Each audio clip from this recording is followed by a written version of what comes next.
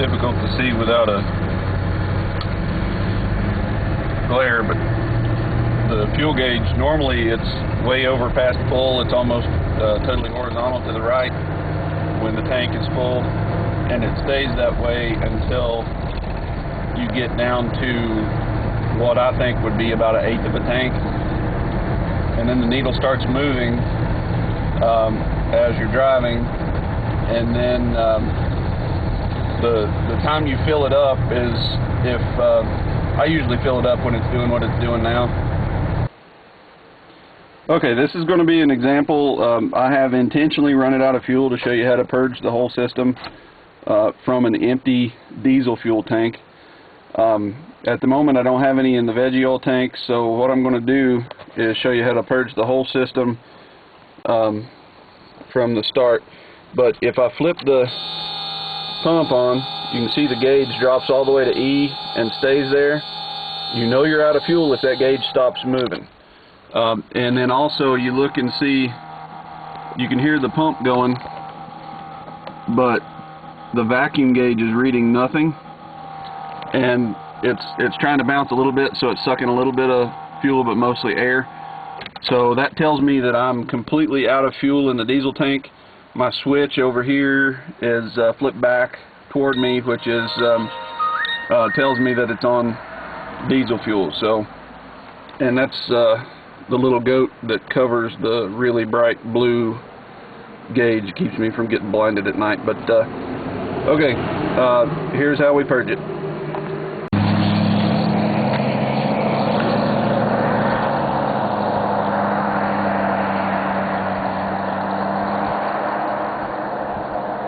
When you purge this, the first thing I do is set up the open the purge valve that just purges it into the veggie oil alternative fuels tank. So I'm going to open that valve, and all that does is bypass the route up to the engine, and then I'll go up here and turn on the key. You can hear the fuel pump kick on. I'm going to let it pump. I've got vacuum pressure here, so I'm going to let it pump for a few, I don't know, 30-40 seconds, and I'll be able to hear the air start coming out of the system, and then my needle should drop back down and steady out under 10 psi. I can hear the air bubbling out of the system already.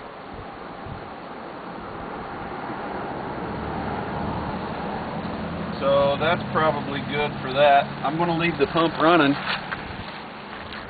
and then come back here. You can see we put kerosene in it, so it's now got kerosene in the visible bowl there. I'm going to shut this and then go up to the front and purge it at the front.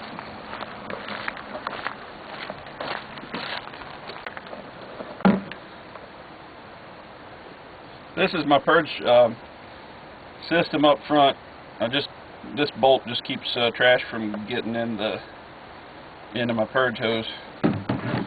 But I'll set it down here, and I usually just cram the jug over here so it holds itself up. Set that in there. Open the line. Now I'm going to go turn the key back on so the pump comes on.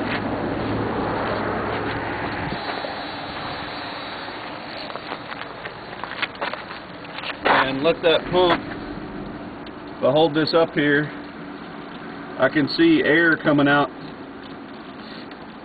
So I'm going to let it pump until I see just a little bit of red and no more air bubbling out.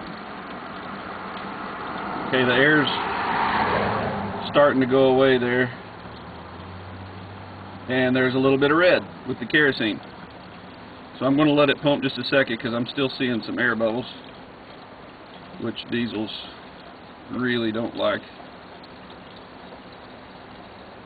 Okay, that should be pretty much all of, yeah, now it's flowing without any air bubbles coming out at all.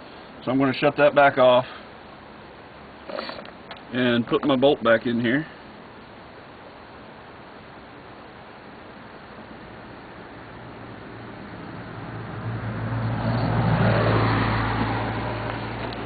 and that just kind of hangs out down there.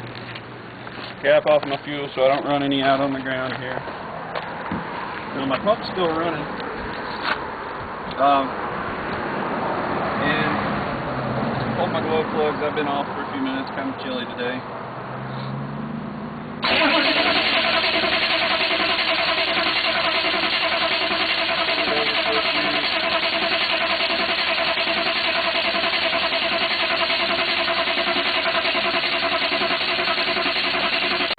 It was completely out of fuel, and purging these really normally takes a long time and running through lots of batteries to get all the air out, but it was purged all the way up to the engine, so it just took a few, maybe 15 seconds of cranking before it fired up and it was off and running.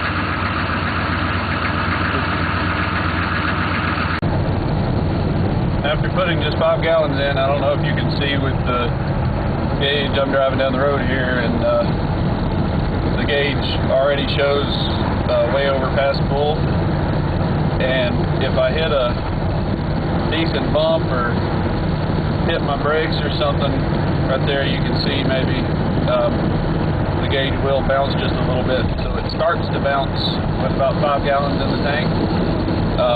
You'll see a little bounce. There goes a little bit going around this curve, and